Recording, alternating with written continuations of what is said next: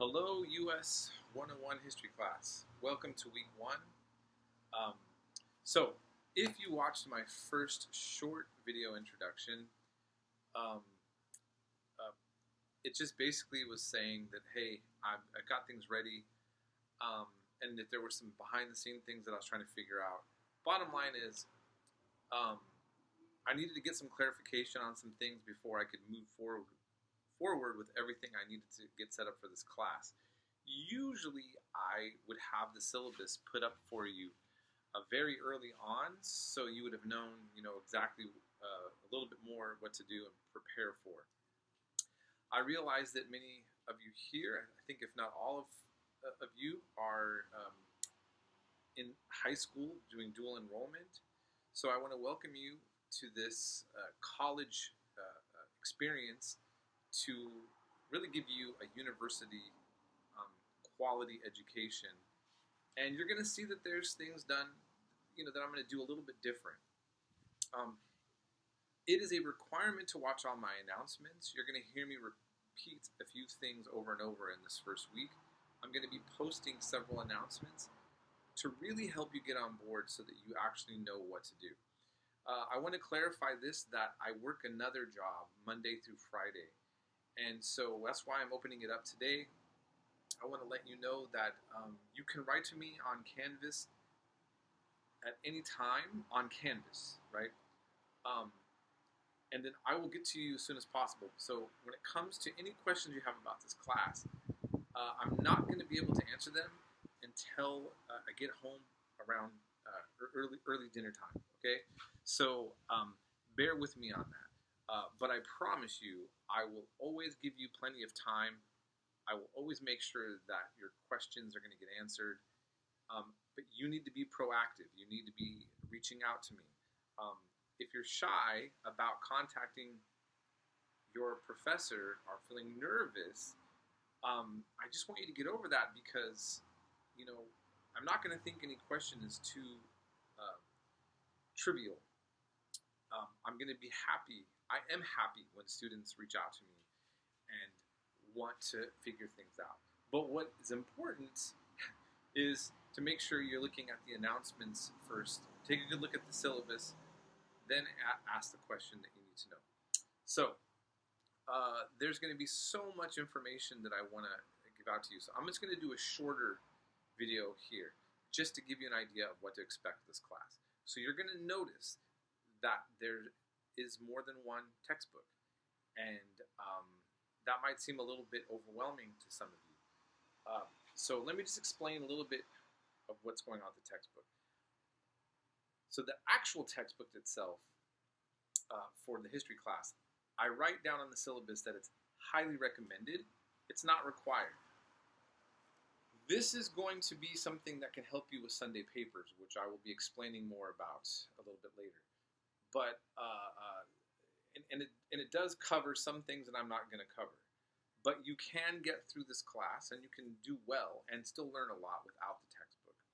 But I just think it's something I highly recommend.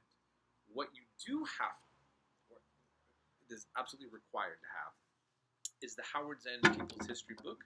Sorry, I bumped my table. And then the other book, which has got a very provocative title. It's called Defending Slavery. Now, I'm not defending slavery.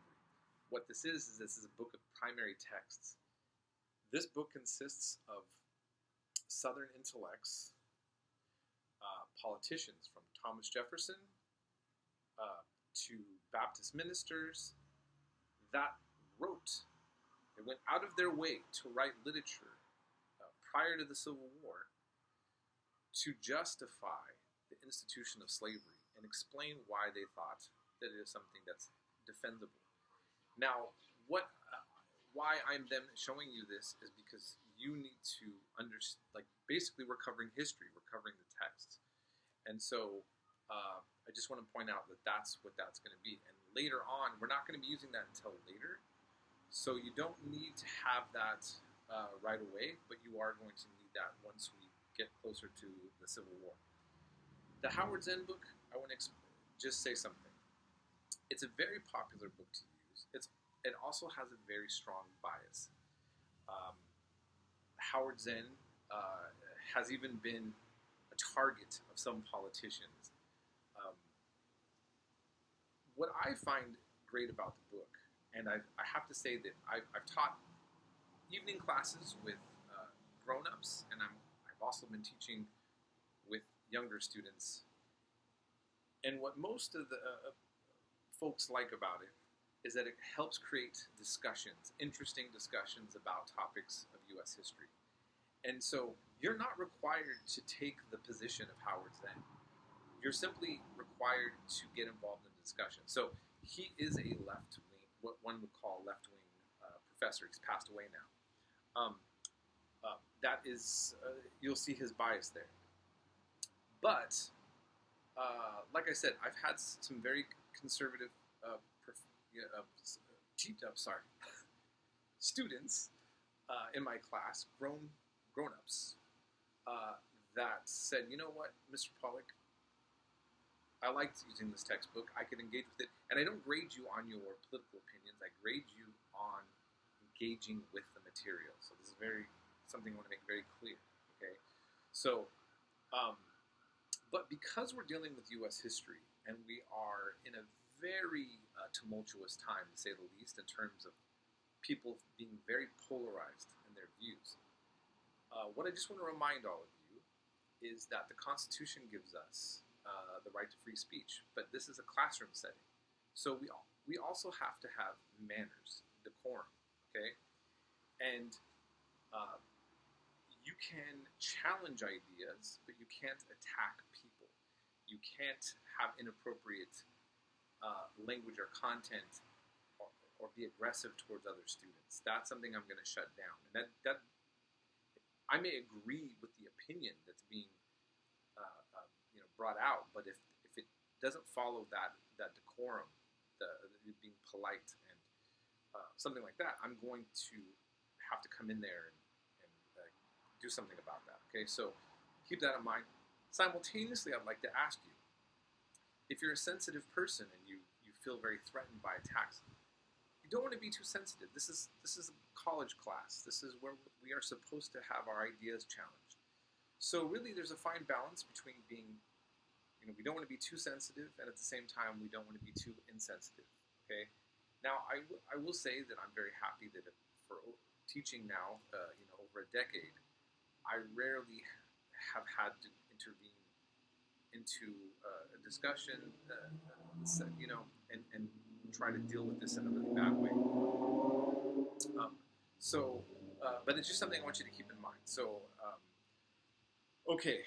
So having said that, dealing with the discussions, so you're going to have the textbook that can help you with papers, and you're going to have discussions that are going to be focused in this classroom eventually mainly on Howard Zinn's People's History, and then later the primary source book that deals with the topic, the controversial, very sensitive, but very real topic that is a part of U.S. history. There's no way to get around that, and we have to address it. We have to address it critically. And I feel that the best way to deal with this topic is to actually see what people said in their own words from the time. And that way, we're not going to be wrapped up on where the political bias is at. We're going to simply say, okay, well, the southern states said why that they were leaving to create a confederacy. Okay, and we're going to see in their own words. So you don't have to worry about later on this debate with somebody. Well, why were they leaving? Well, it's documented. Okay, and sadly, I watch very educated people sometimes debate on TV, completely ignoring these very easy to find documents out there. So we'll be covering that. And so, okay, so then here's the routine. How we're going to do this is I do not use the course calendar. I post every week, every Sunday. I will open up the class for the next week. Work will be due on Thursdays and Sundays. Sometimes there will be a discussion and video notes on a Thursday, and then the paper on a Sunday. Or sometimes it'll be maybe just a discussion and the video notes and the paper on a Sunday. I will never have more than 2 things due on a Thursday, which would be at most video notes and discussion. And then the papers will always be due on Sundays. And when I say Thursdays and Sundays, I mean by midnight, okay? So that's how the schedule is very consistent. When it comes to the video notes and what's due, sorry, there's loud vehicles here. I highly recommend that you start the videos about now, and instead of waiting till Sunday to do it, because you're going to find it's a lot of time. It's going to take up a lot more of your time trying to watch all the videos in one day and get notes for them. So start on that now. It also helps to look at the topic for the Sunday paper before you watch the video, so you know what to look for, and you can also incorporate those into your notes. Instead of doing it in this video, I will basically maybe do one more video, but I'll definitely post some examples of what video notes should look like and your Sunday paper, so I can show you how I want the citations that are supposed to be that they need to be in the text. So citations are required. Now, if you were going to, let's say, UCSC, University of California, Santa Cruz, or Berkeley, you would have to use Chicago-style citation method for your paper. I'm not requiring you to do that. So it's actually going to be a relatively simple form of citation. That also means then you are not going to be using AI chat, okay? You will have to document that you actually stuck to the sources that we covered in this class. So, I don't know if you can hear all the sirens right now in this video. There's nothing like the continual hum of all the great activity that comes in town here, right? But anyways, I think these are the main things that I wanted to address with you. Like I said, this week I will be getting out examples early on and doing all that for you. Please always contact me again if you need any help, and I look forward to you being in this class and enjoying yourself. And I'm hoping that whatever your background, whatever your politics, that you're going to come into this class and you're going to really be happy that you've had it. You're going to feel like you've learned a lot, and that you have been able to really develop your thinking and skills, and simply know a lot more about topics that many Americans debate about, and frankly often really don't know what they're talking about, to be honest, from many different political stripes. It's just the field of history can really help improve more quality discussions, okay, and attitudes. All right, that's all I have to say, and we will all be in touch. All right, well, good luck this week.